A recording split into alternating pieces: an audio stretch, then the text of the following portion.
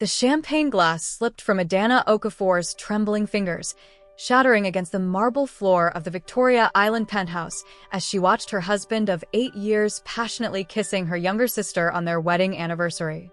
The sound echoed through the lavish living room like a gunshot, freezing the betrayal in motion. What would you do if you walked in on this? Hit like if you've been betrayed, and comment below where you're watching from. Chinedu. Adanna's voice cracked like thunder across the room. Her husband jumped away from Obioma, lipstick smeared across his mouth, while her sister adjusted her tight red dress with shameless defiance. Adanna, I can explain. Chinedu stammered, his designer suit wrinkled from the passionate embrace. But the diamond wedding ring on his finger caught the Lagos city lights streaming through the floor-to-ceiling windows, mocking every vow he'd broken. Explain what exactly? That you've been sleeping with my sister in our home while I've been taking care of your mother and children. Adanna's chest heaved with rage and heartbreak.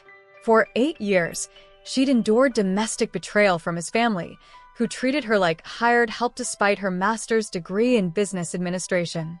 Obioma laughed, a cruel sound that cut through the tension. Sister, you always were too naive. Chinedu and I have been together for 2 years. He only stays married to you because you're the perfect housewife and nanny.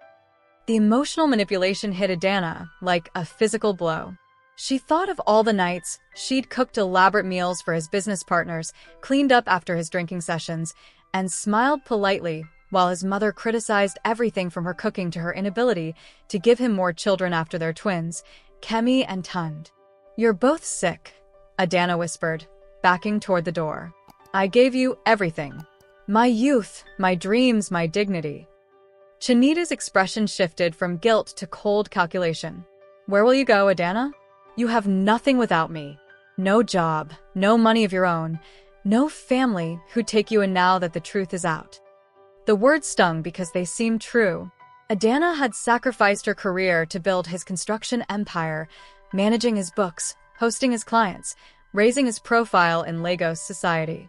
She'd become invisible in her own life, a shadow supporting his success. The children will stay with me, Chinedu interrupted. A judge will never give custody to an unemployed woman with no means of support, especially when I tell them about your instability. Obioma smirked. We've been documenting everything, sister. Your mood swings, your drinking, your inability to handle stress. Perfect evidence for a custody battle. Adanna's heart shattered as she realized this betrayal ran deeper than infidelity in marriage. They'd been planning this, systematically destroying her credibility while she played the perfect wife. The public disgrace would be complete, her children taken, her reputation ruined, her identity erased. You underestimate me, Adanna said quietly, surprising herself with the steel in her voice. Both of you. She turned toward the door, her mind racing. They didn't know about the phone calls she'd been receiving from Switzerland. They didn't know about her grandmother's will, locked away in a Swiss bank vault for 20 years, waiting for her 35th birthday next month. They didn't know that the quiet, obedient wife they'd created was actually the sole heir to the Okafor textile fortune, worth over $3 billion. As Adanna reached for the door handle, her phone buzzed with a message from her lawyer in Geneva. Ms. Okafor, final documentation complete. Inheritance ready for transfer on your birthday. Congratulations on becoming one of Africa's wealthiest women. Chinedu called after her, his voice dripping with fake concern. Don't do anything stupid, Adanna. Think about the children. Think about your reputation. She paused at the threshold, her back straight with newfound purpose. Oh, I am thinking about everything. And you have no idea what's coming.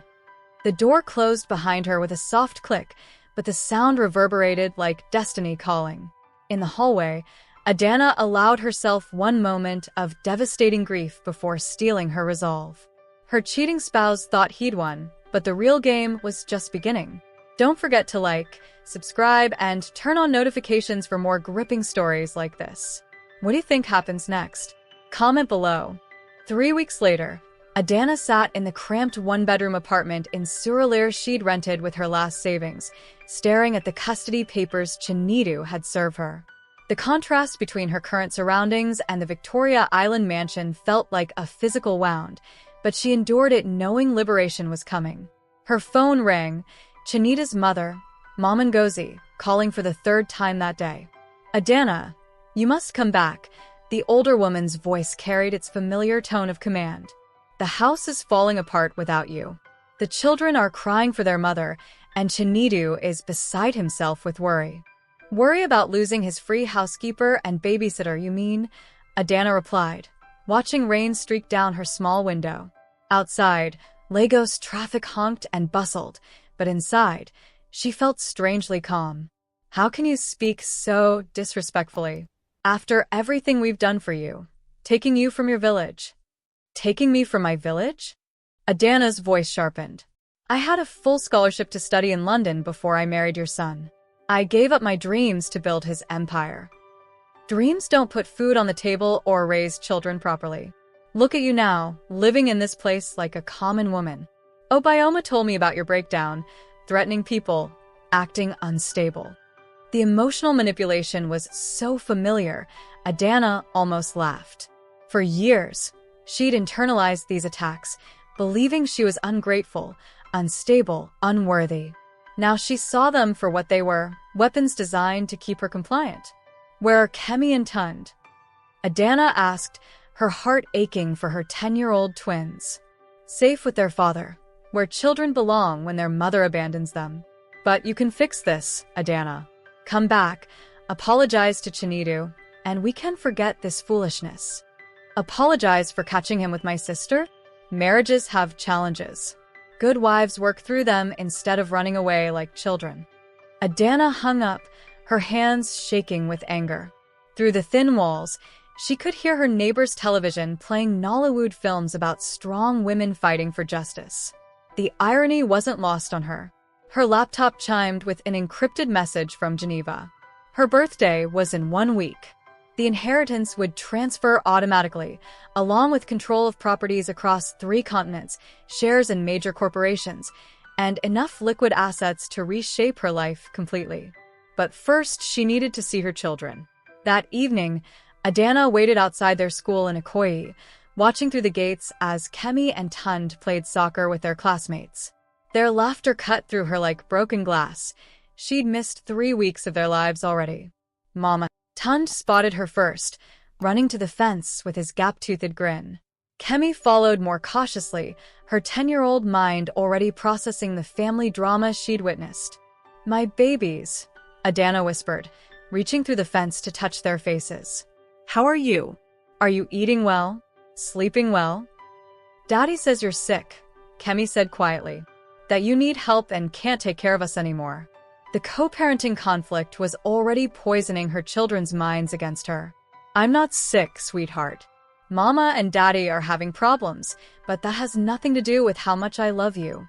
Auntie Obioma cooks for us now," Tund said innocently. "But her jollof rice isn't as good as yours." Before Adanna could respond, a security guard approached. "Madam, you can't be here. We have instructions that you're not allowed to contact the children." "Instructions from who?" "Mr. Chinedu Okafor. He says you're unstable and might try to kidnap them." The public disgrace was complete. Even the school staff looked at her with pity and suspicion. "These are my children," Adanna said firmly. "I have every right. Please leave, madam, or I'll have to call the police."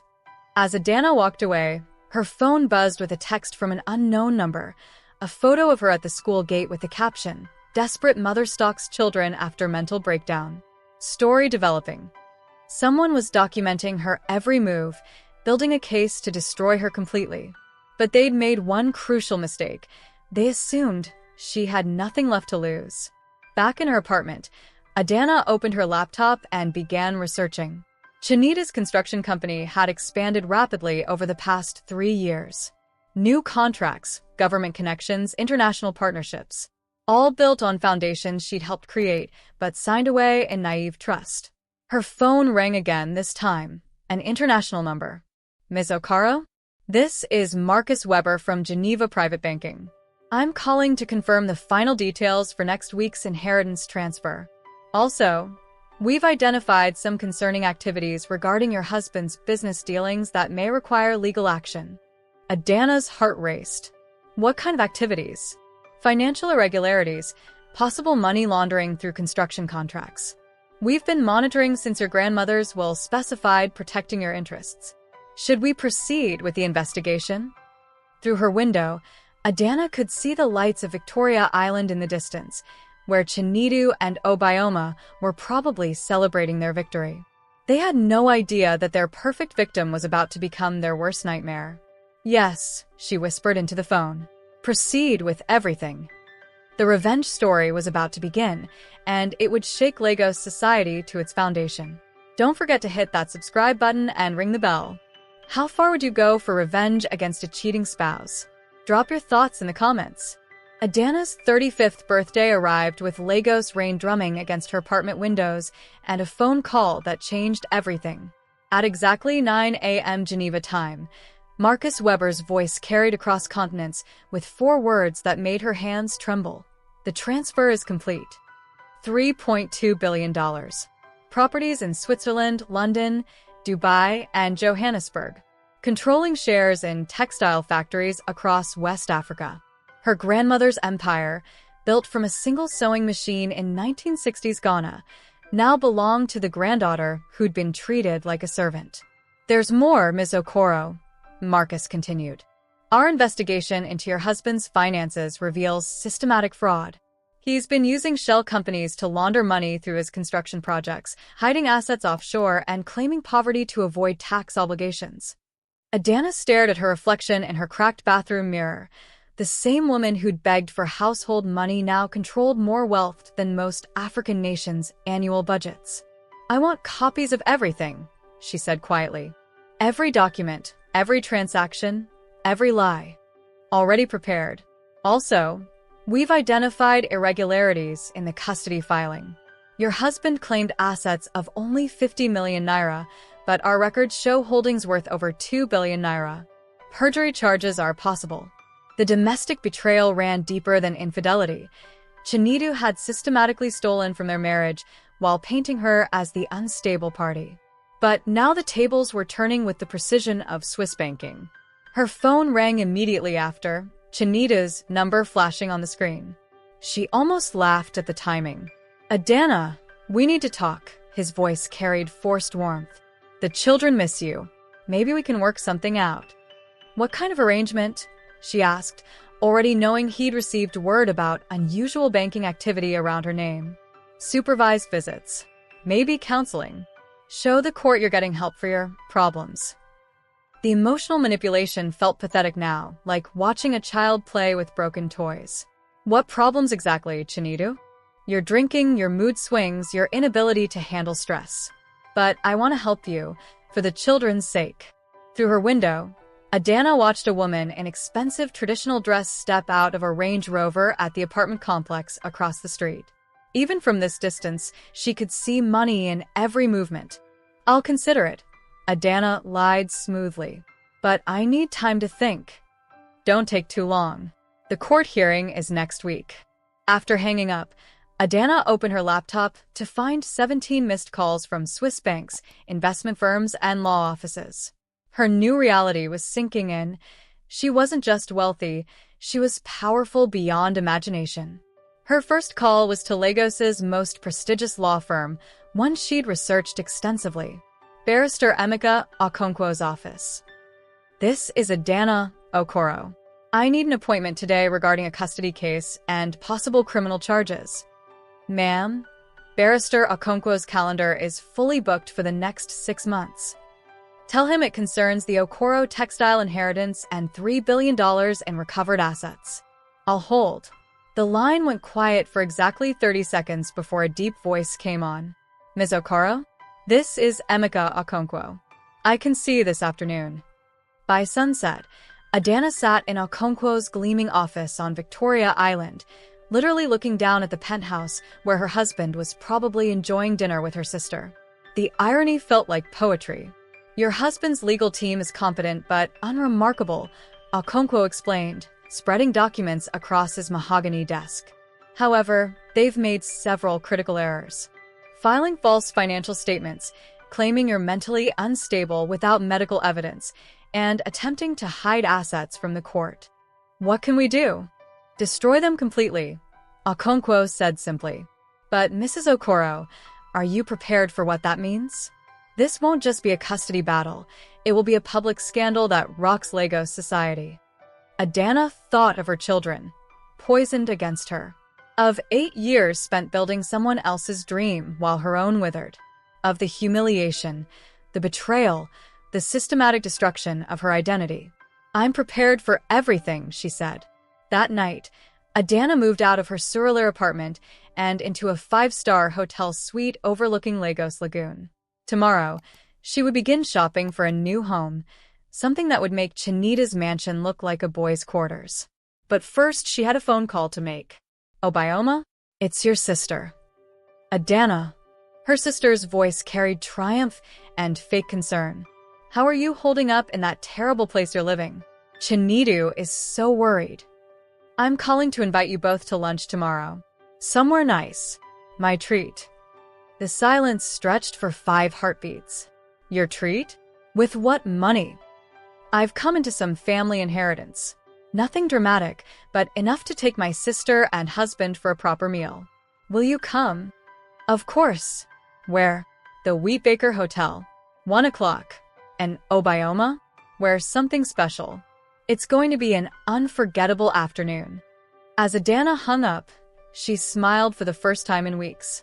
Tomorrow, Lagos would witness the beginning of the most spectacular revenge story in its history. Comment your thoughts on the betrayal. Have you ever discovered family secrets that changed everything? Share this with someone who loves drama. The Wheatbaker Hotel's presidential suite sparkled with crystal and gold, its floor-to-ceiling windows offering panoramic views of Lagos Island. Adanna adjusted her new Valentino dress, a splash of emerald silk that cost more than most people's annual salary, and checked her diamond watch. Chinedu and Obioma would arrive any moment, expecting to meet the desperate woman they'd destroyed. Instead, they'd find a billionaire heiress ready for war. The doorbell chimed precisely at 1 o'clock. Adanna opened the door to find her husband and sister dressed in their finest clothes, clearly trying to impress whoever they thought was funding her inheritance. My God, Adanna, Chinedu breathed, taking in the opulent suite. This place costs 50,000 naira per night. Closer to 80,000, actually, Adanna replied smoothly, gesturing to the dining table set with Hermes china and Dom Perignon. Please sit. We have much to discuss. Obioma's eyes darted around the room, calculating. Sister, what kind of inheritance are we talking about? Our grandmother left nothing but old jewelry and village land. Not our grandmother, my grandmother. Mama Adanna Okoro, my father's mother. Adanna poured champagne into crystal flutes, her movements elegant with new confidence. Apparently, she built quite an empire before she died. The silence that followed was electric with tension. Both Chinedu and Obioma were reassessing everything they thought they knew about the woman they'd treated like hired help. How much are we talking about? Chinedu asked, his business mind already working. $3.2 billion, give or take a few million. Adanna delivered the number like discussing the weather, watching their faces cycle through disbelief, shock, and naked greed. Obioma nearly choked on her champagne. Billion? With a B. US dollars, not naira. Plus properties, businesses, investments across 4 continents. Adanna sipped her drink, savoring their stunned expressions. I became one of Africa's wealthiest women at midnight last night.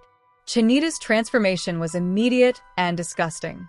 The cold, manipulative husband disappeared, replaced by a fawning, desperate man. Adanna, darling, this is wonderful news. Think what we can do together. Expand the business, buy that house in London you always wanted, give the children every opportunity. We. Adanna's voice could have frozen champagne. Interesting word choice from a man who filed for divorce 3 weeks ago. That was a mistake, clearly. I was confused, angry about your behavior. My behavior? Adanna stood, moving to the window. Below, Lagos stretched endlessly, Millions of people pursuing their dreams while hers had been buried under domestic servitude. You mean catching you with my sister? Or maybe you mean my instability, the legal term you used to steal my children? Obioma jumped in, desperate to control the narrative. Adanna, you're hurt, and rightfully so. But we're family. Blood is thicker than water, and... blood. Adanna turned, her eyes blazing. You slept with my husband in my bed, helped him document my so-called mental breakdowns, and poisoned my children against me. What family does that? The air crackled with confrontation as both of them realized their perfect victim had become their worst nightmare. But Chinedu, ever the manipulator, played his final card. The children, Adanna. Think about Kemi and Tund. They need their mother, and now you can give them everything. But they also need their father. We can be a family again, a proper family with unlimited resources. For a moment, Adanna's resolve wavered. The thought of her twins, confused and hurting, pulled at her heart. But then she remembered Kemi's words at the school fence. Daddy says you're sick. You're right about the children, she said quietly. They do deserve everything. Which is why I've already started legal proceedings to gain full custody. On what grounds? Chinedu demanded, his mask slipping. You have no job, no support system. But I do have the best lawyers in Nigeria, evidence of your financial fraud, and documentation proving you filed false statements about your assets. Adanna returned to the table, producing a thick folder. Did you really think you could hide 2 billion naira in offshore accounts while claiming poverty to the court? Chinedu's face went ashen. You can't prove anything. Swiss banking records disagree, as do the Cayman Islands and Dubai.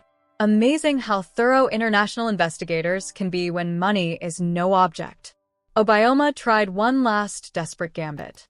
Sister, we can work this out. Share the inheritance between us. We're blood relatives after all.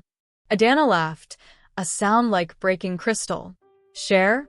The way you shared my husband? The way you both shared the pleasure of destroying my reputation. She moved to the suite's balcony doors, opening them to let in the sounds of Lagos, car horns, street vendors, the endless energy of a city that never stopped fighting for survival. You both made one crucial mistake, Adanna said, her voice carrying over the urban symphony. You assumed I was weak because I chose to be kind. You confused servitude with stupidity. Her phone buzzed with a text message. Reading it, Adanna's smile turned predatory. What is it? Chinedu asked, his voice tight with fear. Oh, just confirmation that the Economic and Financial Crimes Commission received anonymous tips about suspicious construction contracts. They'll be raiding your offices Monday morning. Adanna pocketed her phone. Also, several major newspapers received interesting information about certain businessmen's secret lives. Apparently, domestic betrayal and financial fraud make excellent headlines. The public disgrace they'd planned for her was about to engulf them instead, magnified by media attention and criminal investigation. You can't do this to us, Obioma whispered. We're your family. No, Adanna said, walking to the door. You were my family. Now you're just obstacles to remove from my path. As she reached for the handle, Chinedu made his final threat. I'll fight you for those children with everything I have. You may be rich now, but I'm still their father. Adanna paused, her hand on the golden doorknob. When she spoke, her voice carried the weight of Swiss mountains and the fury of African storms. Chinedu, you're about to discover the difference between having money and having power. And you've just declared war on someone who now owns both. The door closed behind her with finality, leaving her betrayers alone with the consequences of their choices and the sound of sirens beginning to wail in the distance. Don't miss what happens next. Hit that like button if you're Team Adanna. What would you do with that kind of power? Let us know in the comments. Monday morning brought chaos to Chinedu's construction offices in Victoria Island as Economic and Financial Crimes Commission vehicles surrounded the gleaming glass building. Adanna watched from her new penthouse apartment across the street, sipping Ethiopian coffee while her former husband was led away in handcuffs, his face splashed across every Lagos newspaper and television screen. Construction mogul arrested in massive fraud scheme, screamed the headlines, accompanied by photos of Chinedu's perp walk and detailed exposés of his hidden offshore accounts. Her phone rang, Barrister Okonkwo, with an update. "The court has granted emergency custody modification," he reported with satisfaction. "Given your husband's arrest and the evidence of financial deception, Kemi and Tund can return to your care immediately." What about his family's objections? Mom Ngozi tried to claim grandparents' rights, but her son's criminal charges undermined her position. Plus, our investigation revealed she knew about the hidden assets.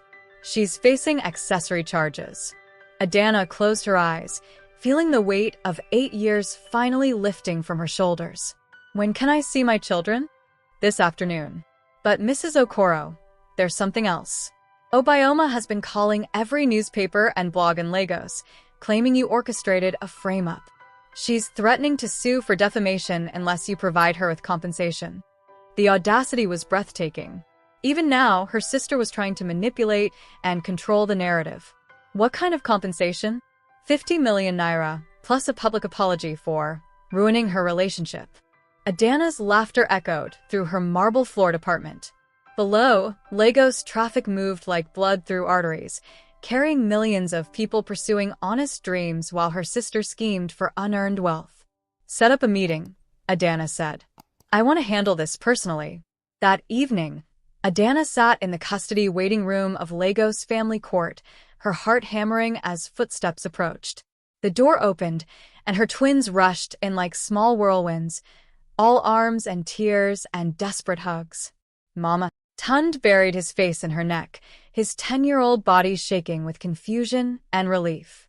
"They said you were sick, but you look beautiful."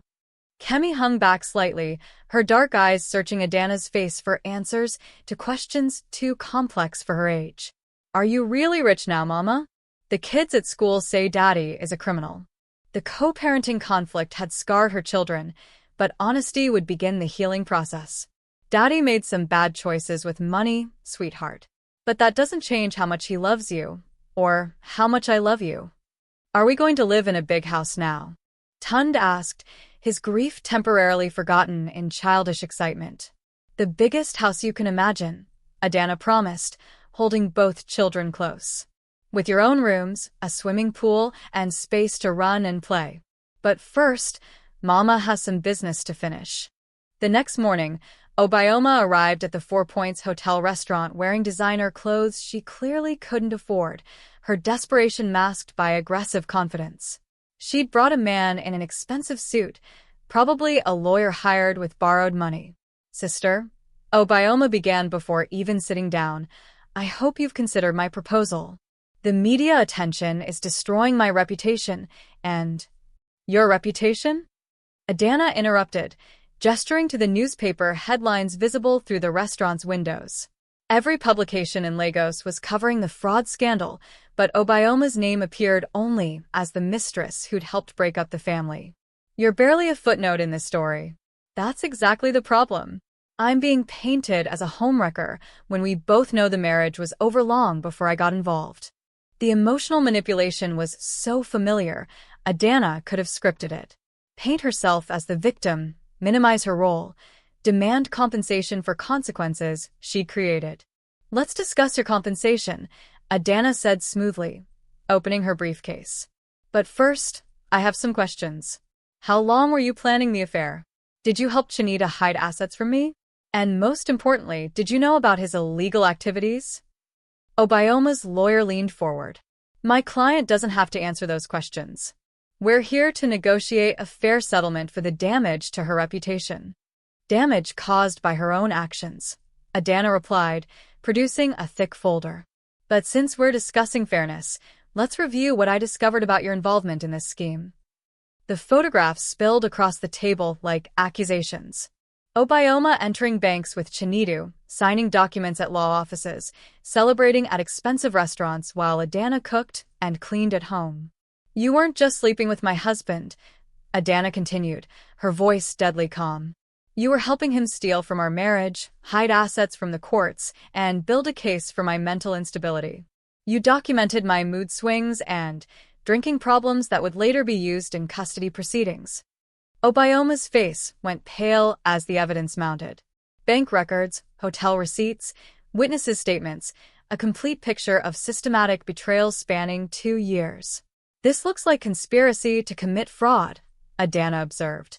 "Also witness tampering, perjury, and possibly extortion.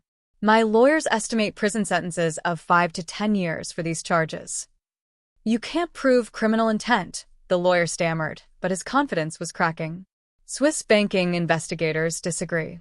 So do the FCC prosecutors. Apparently, there's quite a paper trail linking Obioma to several illegal transactions. The restaurant buzzed with Lagos business activity around them, but their table existed in a bubble of devastating silence. Obioma's hands shook as she processed the trap closing around her. "What do you want?" she whispered. "Nothing from you," Adanna replied, returning the documents to her briefcase. "But I do want something for you, a choice. You can accept the consequences of your actions like an adult, or you can continue this charade and face the full weight of criminal prosecution.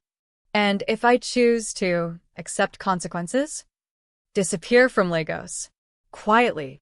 No media interviews, no social media drama, no attempts to contact my children or appear at family gatherings. Start over somewhere else with whatever dignity you have left." Obioma's lawyer tried one final gambit. "That sounds like extortion, Mrs. Okoro." Adanna's smile could have cut diamond. "I'm offering your client the gift of anonymity instead of infamy. She can take it or leave it, but the criminal charges proceed either way." As Obioma sat in stunned silence, Adanna's phone buzzed with a message from her children's school. "Mrs. Okoro, the children are doing much better today." Kemi asked if she could invite friends over to see her new house. The domestic betrayal was ending, but new chapters were just beginning. Her children needed stability, healing, and a mother strong enough to guide them through the aftermath of their father's crimes. "I need time to think," Obioma said finally. "You have 24 hours, Adanna replied, standing. "After that, the prosecutors make their own decisions about charges." Walking out of the hotel, Adanna felt the Lagos sun warming her face and the weight of justice settling around her shoulders like armor. The revenge story was nearing its climax, but the real victory would be rebuilding her children's lives from the ashes of betrayal. Hit subscribe if you think Adanna is handling this right. What would you do in her situation? Comment below and share your thoughts on sister betrayal. 6 months later, Adanna stood on the balcony of her new Ikoyi mansion, watching Kemi and Tund swim in the infinity pool that overlooked Lagos Lagoon. The sprawling estate covered 3 acres of prime waterfront property, its modern architecture a testament to new beginnings and hard-won peace. The children's laughter echoed across the manicured gardens, a sound that had been absent from their lives during the dark months of custody battles and public scandal. Now, with their father serving a 5-year sentence for financial fraud and their aunt exiled to Abuja in shame, the twins were slowly healing from the emotional manipulation they'd endured. "Mama, come swimming," Tund called out, his gap-toothed grin infectious with joy. "The water is perfect." "In a minute, baby," Adanna called back, her heart full as she watched her son attempt complicated diving tricks while Kemi, ever the careful one, practiced floating on her back. Her phone buzzed with a message from Barrister Okonkwo. Final divorce decree signed. All assets recovered. Chinedu's appeal denied. You're officially free. The domestic betrayal that had nearly destroyed her was finally, legally over. 8 years of marriage dissolved into paperwork and court stamps, but the children she'd gained were worth every moment of pain. A knock at the door interrupted her thoughts. Maria, her new housekeeper, appeared with a concerned expression. "Ma'am, there's a woman at the gate claiming to be family. She says her name is Obioma and that you're expecting her." Adanna's blood chilled. Her sister had disappeared from Lagos after their hotel confrontation, supposedly starting fresh in the capital. What could bring her back now? Let her in, Adanna decided. But stay close. 5 minutes later, Obioma stood in the mansion's grand foyer, looking diminished by the opulent surroundings. Her designer clothes were gone, replaced by simple traditional dress, and her arrogant confidence had evaporated into desperate humility. Sister? Obioma began, her voice barely above a whisper. I know I have no right to be here, but I need to speak with you. You have 5 minutes, Adanna replied coldly, not inviting her to sit in the Italian leather chairs that cost more than most people's cars. I'm pregnant. The words hit like lightning, changing everything in an instant. Adanna's mind raced through implications, timing, paternity, consequences for her children's already fractured understanding of family. Chinedu? She asked, though she already knew the answer from Obioma's ashamed nod. I found out last month. The father is in prison. I have no money, no support system. The baby is due in 6 months. The irony was brutal. Obioma had destroyed Adanna's marriage to steal a man who is now unavailable, leaving her pregnant and alone with the consequences of her betrayal. What do you want from me? Adanna asked, though she suspected she already knew. Help. Not money, I know I don't deserve that. But maybe guidance? You're the only family I have left, and despite everything I've done, you're still my sister. Through the floor-to-ceiling windows, Adanna could see her children playing, their innocence a stark contrast to the adult complexities that had shattered their family. This baby would be their half-sibling, another victim of the infidelity in marriage that had poisoned everything it touched. Where are you living? Adanna asked. A one-room apartment in Abuja. I work at a small restaurant, barely making enough for rent and food. The fall from the Victoria Island penthouse to restaurant work was dramatic, but Adanna felt no satisfaction in her sister's suffering. Revenge had lost its appeal once her children's well-being became the priority. The baby deserves better than poverty, Adanna said finally, regardless of how it was conceived. Hope flickered in Obioma's eyes, but Adanna held up a hand before her sister could speak. But my help comes with conditions.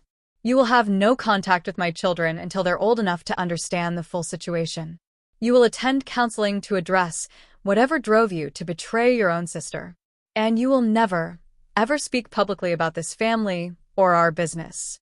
I agree to everything, Obioma said quickly, tears streaming down her cheeks. Sister, I know sorry isn't enough, but you're right. Sorry isn't enough. Adanna walked to her massive windows, looking out at the Lagos skyline that had witnessed her transformation from victim to victor. But that baby is innocent, and Kemi and Tun deserve to know their sibling someday. The sound of splashing water reminded her that her children were still playing, still healing, still building new memories to replace the traumatic ones. Whatever decision she made about Obioma would affect their future too. There's a private clinic in Abuja with excellent prenatal care, Adanna said, pulling out her phone. I'll arrange for your medical expenses and a better living situation. But Obioma, this is not forgiveness. This is responsibility to the innocent child you're carrying. Her sister's relief was palpable, but Adanna wasn't finished setting boundaries. After the baby is born, we'll reassess. If you've truly changed, if you've done the work to become someone worthy of trust, maybe we can discuss a relationship. But that's years away, and it depends entirely on your choices. Thank you, Obioma whispered. I don't deserve this kindness. No, you don't. But your child deserves a chance at life, without the sins of its parents destroying its future. As Obioma left, promising to text her new address, Adanna felt the weight of complicated emotions. Forgiveness wasn't the same as reconciliation, and mercy didn't erase consequences. But breaking the cycle of pain might prevent another generation from inheriting the trauma of family betrayal. Mama, Kemi called from the pool. Come tell us about your day. Walking toward her children, Adanna realized this was what victory actually looked like, not the destruction of enemies, but the protection of innocence and the building of better futures from the wreckage of the past. But as she reached the pool deck, her phone buzzed with an urgent message that would shatter the peace she'd fought so hard to create. Hit that subscribe button if you believe in second chances. What would you do if your betraying sister came back pregnant? Share this with someone who loves complex family drama. The message on Adanna's phone made her blood run cold. Mrs. Okoro, this is Officer Johnson from Lagos State Police. We need to speak with you immediately about threats made against your family. Can you come to the station? Her hands trembled as she read the words again, her mind immediately jumping to her children's safety. Kemi and Tund were still in the pool, oblivious to any danger, their laughter now sounding fragile against the backdrop of new fear. "Maria," she called to her housekeeper. "Please stay with the children. Don't let them out of your sight. I'll be back within an hour." The drive to Lagos Island Police Headquarters felt eternal, Lagos traffic unusually heavy as if the city itself was conspiring to delay her arrival. Her phone rang twice, both calls from unknown numbers that she let go to voicemail, her paranoia spiking with each unanswered ring. Officer Johnson was a tall, serious man whose grave expression confirmed her worst fears before he even spoke. "Mrs. Okoro, we've received credible intelligence about planned attacks on your property and family. Someone has been asking questions about your children's school schedule, your household staff, your security arrangements."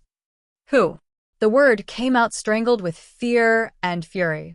"We're still investigating, but the threats seem connected to your ex-husband's criminal case. Several of his business associates lost significant money when his fraud was exposed. They blame you for their financial losses." Adanna's mind raced through the implications. Chinedu's construction empire had been built on borrowed money and fraudulent contracts. When it collapsed, it had taken several other businesses down with it, businesses owned by men who played by Lagos's unwritten rules of violence and intimidation. What kind of threats exactly? Kidnapping, primarily. There's been surveillance of your mansion, photos taken of the children at school, inquiries made about your domestic staff. Someone is planning something, and they want to hurt you through your children. The domestic betrayal she thought she'd overcome suddenly felt insignificant compared to this new threat. Money and legal victories meant nothing if she couldn't protect Kemi and Tund from the consequences of their father's crimes. "What do you recommend?" "Enhance security immediately. Private bodyguards for the children, armored vehicles for transportation, possibly relocating to a more secure property until we identify and arrest the perpetrators." As Adanna processed this information, her phone rang again. This time, she recognized the number, Chinedu calling from prison. "Answer it," Officer Johnson advised. "We're recording all his calls. Maybe he knows something about these threats." She accepted the call with shaking fingers. "Adanna, thank God," Chinedu's voice carried desperation and fear. "I heard rumors in here about people planning to hurt you and the children. You have to listen to me." "I'm listening," she said, Officer Johnson nodding encouragement. "Victor Anwish and his associates, they lost over $1 billion when my business collapsed. They're blaming you for everything, saying you orchestrated my downfall out of revenge." The name sent chills through her. Victor Anwish was Lagos's most notorious businessman, someone who operated in the gray areas between legitimate enterprise and organized crime. His involvement meant the threat was far more serious than she'd imagined. "What do they want?" she asked, though she already suspected the answer. "Compensation for their losses, plus interest. They're talking about taking the children as leverage to force you to pay." The line went quiet except for the sound of Adanna's heart pounding in her ears. The co-parenting conflict with Chinedu suddenly seemed trivial compared to protecting their children from kidnapping and violence. How much are they demanding? 2 billion naira. And Adanna, these aren't people who negotiate. If they take Kemi and Tund. He didn't need to finish the sentence. Everyone in Lagos knew stories of children who disappeared into the criminal underworld, their wealthy parents left devastated and bankrupt by ransom demands that never ended. "Why are you warning me?" she asked. "After everything that's happened between us?" "Because they're still my children too," Chinedu said quietly. "Whatever I did to you, whatever anger you have toward me, Kemi and Tund don't deserve to pay for my mistakes." Officer Johnson took the phone. "Mr. Okafor, we need details. Names, locations, planned timing, everything you know about this threat." As the men talked, Adanna stared out the police station window at Lagos's sprawling complexity. Somewhere in this city of 20 million people, criminals were planning to destroy her family's peace and safety. The wealth that should have protected her children had instead made them targets.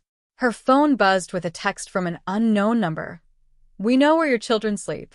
Pay what you owe or lose what you love most. Attached was a photo of her mansion taken that morning, with red circles drawn around Kemi and Tun's bedroom windows. The public disgrace of her divorce and Chinedu's arrest had been manageable, even empowering. But this threat to her children's lives stripped away all her confidence and revealed the terrifying vulnerability that came with being a wealthy single mother in a city where money often bought violence instead of protection. "Mrs. Okoro," Officer Johnson said, hanging up with Chinedu, "we need to move your family immediately. Tonight." As they planned emergency relocation procedures, Adanna realized that winning the battle against domestic betrayal had only prepared her for a much more dangerous war. The revenge story was becoming a survival story, and her children's lives hung in the balance. What would you do to protect your children? Hit like if you think Adanna should fight back. Don't miss what happens next. This story is about to take a shocking turn. 3 weeks later, Adanna sat in the reinforced safe room of her temporary residence in Ghana's cantonments district, watching Kemi and Tun sleep peacefully under the protection of armed guards. The luxurious Accra mansion, owned by one of her grandmother's old business partners, had become both sanctuary and prison as they waited for Lagos police to neutralize the kidnapping threat. Her phone displayed 17 missed calls from Lagos numbers, but only one mattered: Barrister Okonkwo with updates on the investigation. "The news isn't good," he reported when she finally called back. "Victor Anwush has disappeared, along with several known associates. Intelligence suggests they've left Lagos, possibly heading to Ghana to locate you." Adanna's blood chilled as she looked at her sleeping children. Even fleeing the country hadn't guaranteed their safety. "How did they find us?" "Unknown. But, Mrs. Okoro, there's something else. Your sister Obioma is missing from her Abuja apartment. Her landlord says men came looking for her 3 days ago." The emotional manipulation was reaching new levels of cruelty. Using a pregnant woman as leverage showed how far these criminals would go to collect their blood money. "Have they contacted me about her? Check your messages. Something came in an hour ago." Adanna's hands shook as she opened her phone to find a video message. Obioma sat in what looked like an abandoned warehouse, her pregnant belly visible beneath torn clothes, fear etched across her face. "Sister." Obioma's voice trembled. "They say if you don't pay what Chinedu owes, they'll hurt me and my baby. Please, I know I don't deserve help, but..." The video cut to a man's voice, electronically disguised. "You have 48 hours to transfer 2 billion naira to the account we'll provide. Your sister and her child die if you refuse. Your children are next."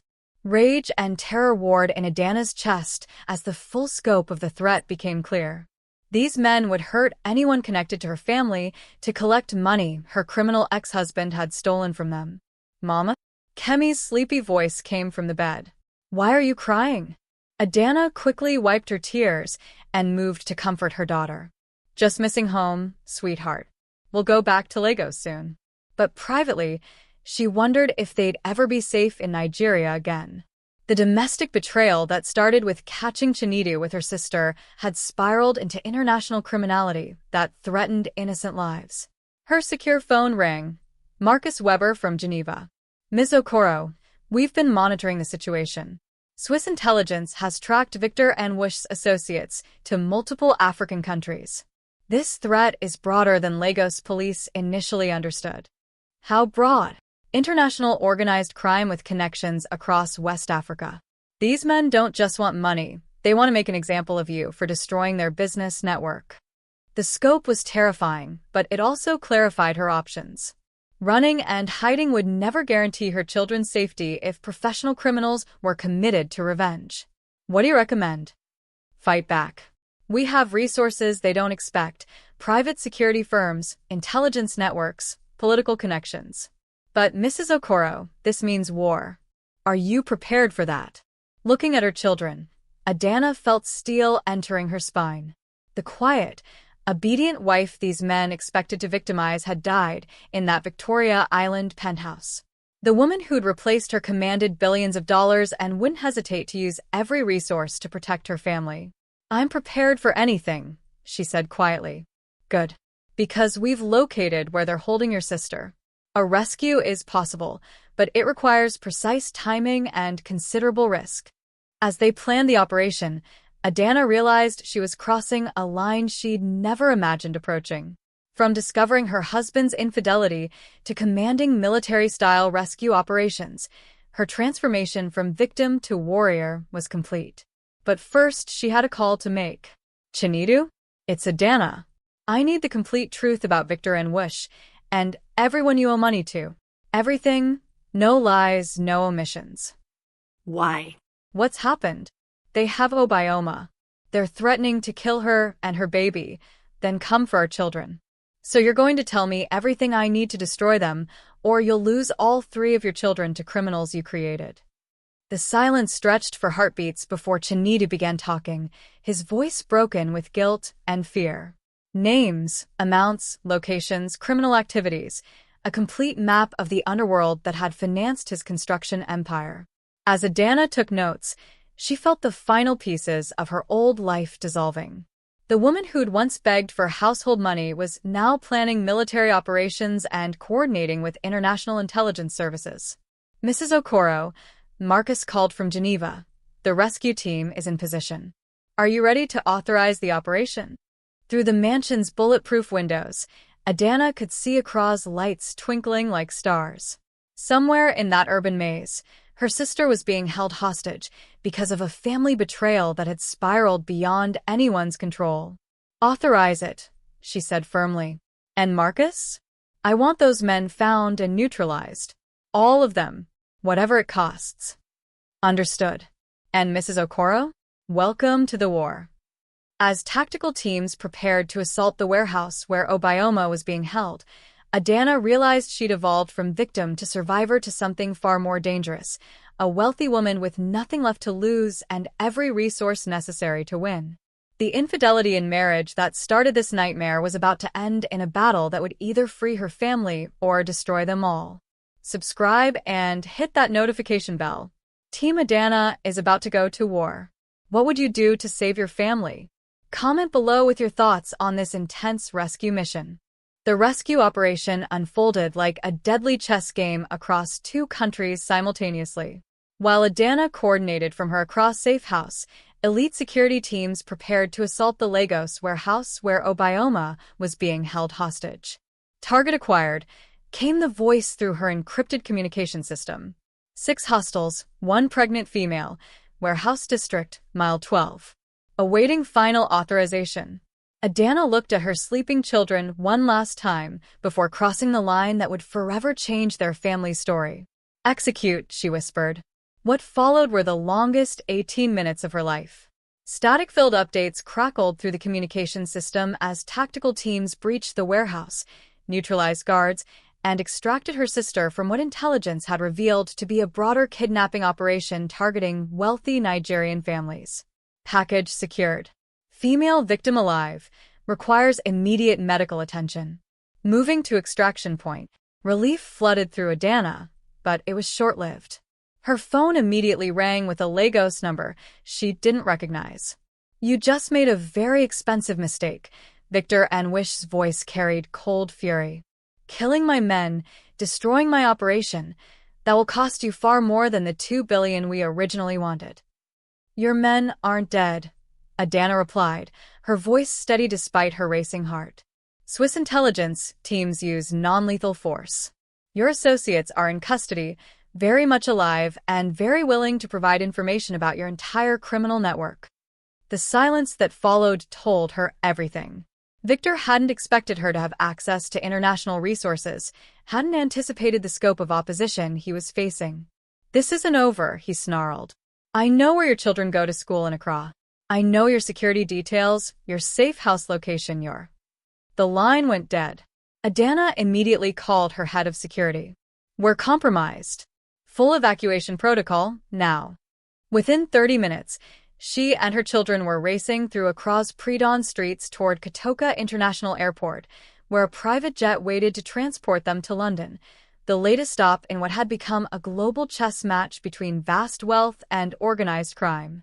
Mama, I'm scared, Tund whispered as they boarded the aircraft, his 10-year-old mind struggling to process the armed guards and urgent evacuation. "I know, baby." Adanna held him close, her heart breaking for the childhood innocence these criminals had stolen from her twins. "But Mama is going to fix this. I promise." 6 hours later, they landed at a private airfield outside London, where Marcus Weber waited with updates that would reshape everything. "Victor and Wish is dead," he announced without preamble. "Shot by rival criminals in Lagos 3 hours ago. Apparently, your rescue operation exposed weaknesses in his organization that competitors exploited." The news should have brought relief, but Adanna felt only exhaustion. The domestic betrayal that began with her husband's infidelity had ultimately triggered a criminal war that claimed lives across West Africa. What about his associates? Scattered, leaderless, no longer organized enough to pose a coordinated threat. "You're safe, Mrs. Okoro. Your family is safe." As they settled into a Mayfair mansion that would serve as temporary residence, Adanna finally allowed herself to process the emotional cost of their ordeal.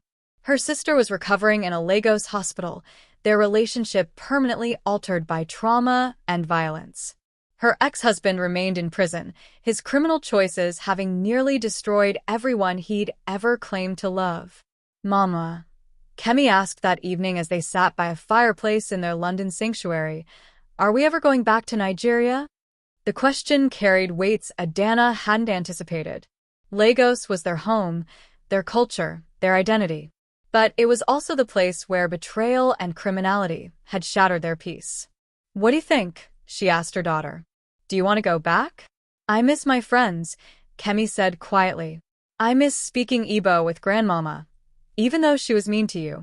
I miss jollof rice and Lagos traffic and the way the air smells different there." Tund nodded agreement. "London is nice, but it doesn't feel like home." That night, as Adanna tucked her children into beds worth more than most people's annual salary, she made a decision that would define their future. Running from their homeland meant letting criminals win, allowing fear to exile them from the culture and community that shaped their identity. Her phone buzzed with a message from Obioma, now recovering in a private Lagos clinic. "Sister, the baby is safe. The doctors say she'll be born healthy despite everything. I want to name her Adanna, after the aunt who saved our lives." The emotional manipulation that once characterized their relationship had been replaced by genuine gratitude and respect. Trauma had revealed who her sister truly was beneath the jealousy and betrayal, someone capable of growth and redemption. "Marcus," Adanna called Geneva, "I want to go home. But first, I want to make sure Lagos is safer for families like mine." "What are you thinking?" "A foundation. Child protection, family security, supporting victims of domestic violence and criminal extortion. Use my resources to prevent other families from going through what we've endured. That will make you a very public figure. Are you prepared for that level of exposure?" Looking at her children sleeping peacefully for the first time in weeks, Adanna realized that hiding her strength had enabled the betrayals and violence they'd endured. Maybe it was time for Lagos to see what a billionaire heiress could accomplish when she stopped pretending to be powerless. "I'm ready to be exactly who I am," she said. "And Marcus? I want to establish this foundation in partnership with someone who understands redemption." "Who did you have in mind?" "My sister. If she's truly changed, if she's learned from her mistakes, then helping other families might be how she earns genuine forgiveness." The revenge story was transforming into something unexpected, not just personal victory over betrayal, but societal change that could protect future generations from the cycles of domestic violence and criminal manipulation that had nearly destroyed her family. As London rain drummed against bulletproof windows, Adanna began planning their return to Lagos and the next chapter of their extraordinary story. What an incredible transformation! Hit that like button if you believe in turning pain into purpose. Should Adanna trust her sister with this foundation? Share your thoughts in the comments. We love hearing from you. 1 year later, Adanna stood before 500 guests at the Lagos Oriental Hotel, delivering the keynote address at the annual gala for the Okoro Foundation for Family Protection. The ballroom sparkled with crystalline elegance, But the real brilliance came from the faces of survivors whose lives had been transformed by the Foundation's work. "Domestic betrayal nearly destroyed my family," she said, her voice carrying clearly through the hushed audience. "But tonight, we celebrate not just survival, but transformation. When we turn our pain into purpose, our trials become triumphs that lift others." In the front row, Kemi and Tun sat proudly beside their grandmother. Not the bitter Mama Ngozi, who'd once treated Adanna like hired help, but Obioma's daughter, 6-month-old Adanna Obioma, whose innocent presence had somehow healed old wounds and created new bonds. The audience erupted in applause as Adanna introduced the evening's honored guest, her sister Obioma, now the Foundation's Director of Survivor Services, whose personal journey from betrayal to redemption had become a beacon of hope for countless families. "Sister," Obioma said as she took the podium, her voice steady with hard-earned wisdom, "you taught me that forgiveness isn't forgetting the past, it's choosing to build a better future. Tonight, we celebrate not just the families we've helped, but the power of women who refuse to be victims." The past year had brought remarkable changes. Chinedu had been transferred to a minimum security facility where he taught business ethics to other inmates, ironic perhaps, but genuinely helpful to men trying to rebuild their lives legally. Their divorce had been finalized without further drama, their co-parenting relationship cordial if distant. More importantly, the Foundation had directly assisted over 3,000 families dealing with domestic violence, financial fraud, and criminal extortion. Safe houses in Lagos, Abuja, and Accra provided sanctuary, while legal teams helped survivors reclaim their lives and assets. Mrs. Okoro, a young woman, approached during the reception, her eyes bright with gratitude. "My husband was stealing from our business and threatening to take my children.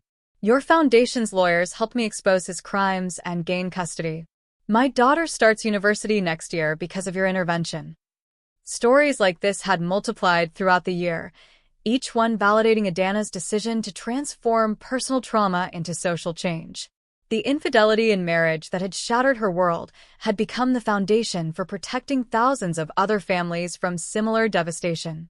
As the evening wound down, Adanna stepped onto the hotel's balcony, looking out over Lagos's endless lights.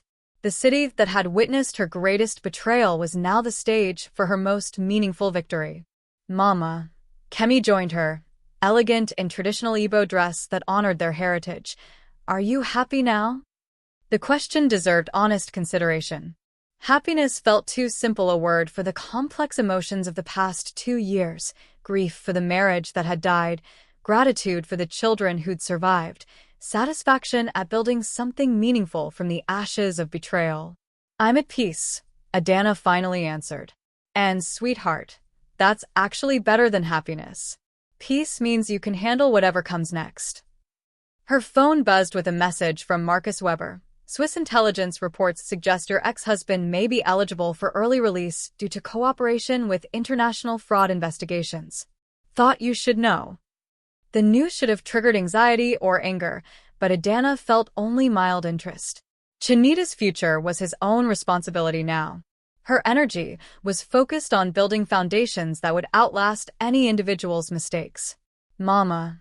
Tund appeared with baby Adanna in his arms, the 11-year-old boy surprisingly gentle with his infant cousin. "Auntie Obioma says you have an announcement." Indeed, she did. The Foundation's success had attracted international attention, leading to partnerships with organizations across Africa and the diaspora.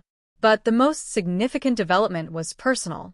"I've been invited to address the United Nations about domestic violence prevention," Adanna shared with her gathered family. "And I've decided to accept." The journey from discovering her husband's affair to addressing world leaders about family protection felt like traveling between different universes. But each step had been necessary, each lesson earned through pain and perseverance. As the evening ended and her family returned to the Ikoyi mansion that had become a symbol of their resilience, Adanna reflected on the impossible distance they'd traveled. The domestic betrayal that once threatened to destroy them had instead revealed strengths none of them knew they possessed. "Sister," Obioma said as they parted ways, "tomorrow's board meeting will discuss expanding to Ghana and Kenya. Are you ready for that level of growth?" "We'll never be ready," Adanna replied, "but we'll do it anyway. That's what survivors do. We keep building better futures even when we can't imagine how." Later that night, as she tucked her children into beds in the mansion that represented their family's phoenix-like resurrection, Tund asked the question that would define their next chapter. "Mama, what's our next adventure?" Looking at their faces, innocent despite all they'd endured, hopeful despite every betrayal they'd witnessed, Adanna realized the most important part of their story was just beginning. "We're going to help heal the world, one family at a time," she said. "And babies, we're just getting started." Outside, Lagos hummed with its eternal energy. Millions of people fighting for better lives, stronger families, honest love. Among them, the Okoro Foundation stood as proof that even the deepest betrayals could be transformed into the most powerful victories. The revenge story had become a redemption story, and the redemption story was becoming a legacy that would protect families for generations to come. Some endings are really new beginnings, and this was both. Thank you for joining us on this incredible journey. Hit that like button if Adanna's story inspired you. Subscribe for more powerful tales of resilience and transformation, and share this with anyone who needs to know that betrayal isn't the end. It's often the beginning of something even more amazing. What did you think of this family's incredible transformation? We love reading your comments, so drop your thoughts below. Until next time, keep fighting for your dreams and remember, you're stronger than you know.